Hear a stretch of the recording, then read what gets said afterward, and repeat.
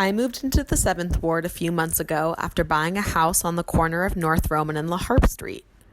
Many folks told me that the 7th Ward was up and coming, or a neighborhood in transition, markers of gentrification that I was furthering.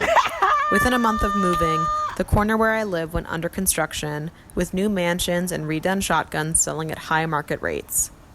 This is not a video about my guilt and feelings of responsibility. More, I wanted to briefly investigate some markers of wealth transition in this neighborhood. Info from the Data Center reveals that 70% of renters in the 7th Ward pay over a third of their income on rent, and 39% of residents are considered impoverished. 21% of residents make more than $50,000 a year. The neighborhood is close to 80% black, and the white community grew approximately 11% from 2000 to 2017.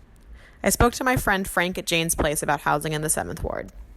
Housing in the 7th Ward.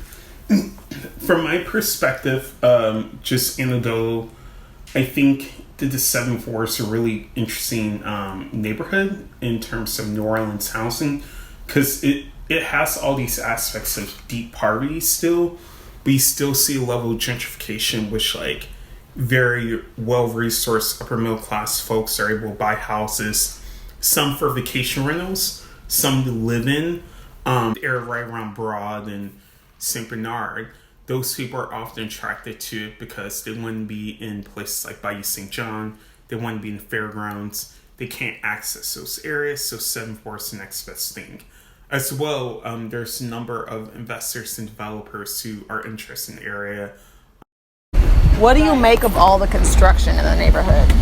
Like right on this block, there's a lot of construction. What do you think about it? It got it looking pretty nice, but they want to try to raise the taxes on it. Up the taxes on this property around here now, so I don't know. Do you think it's going to change the cost of living in the neighborhood? Like, do you think it's going to make things more expensive? Probably so. What do you make of that? Yeah. Because the guy that I'm renting from said he probably had to go up on the rent because the taxes are going up. But shit, I'm paying $750 already for one bedroom. I can't afford to pay no more on my fixed income. Yeah, no way. No. The central grocery store in the neighborhood dates back to 1938. Circle Foods was the first black-owned grocery store in New Orleans. It changed hands a few times, but was most recently owned by Dwayne Boudreaux, who took the helm in the early 90s and oversaw the reopening of Circle Foods post-Katrina. For various reasons, Circle Foods recently went out of business and was purchased at auction by Sidney Torres, who plans to open a food hall akin to the new iteration of St. Roch Market.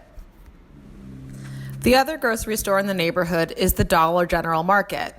There is some produce there and a bunch of dry goods and also some other household stuff. There are 7 corner stores in the area of the 7th Ward where I live. I'm loyal to the Circle H Meat Market, which is just a few blocks away. One of the owners told me that the most popular items purchased there are cool cigarettes, big shot drinks, honey buns, and rolling papers. Evidence of gentrification is everywhere.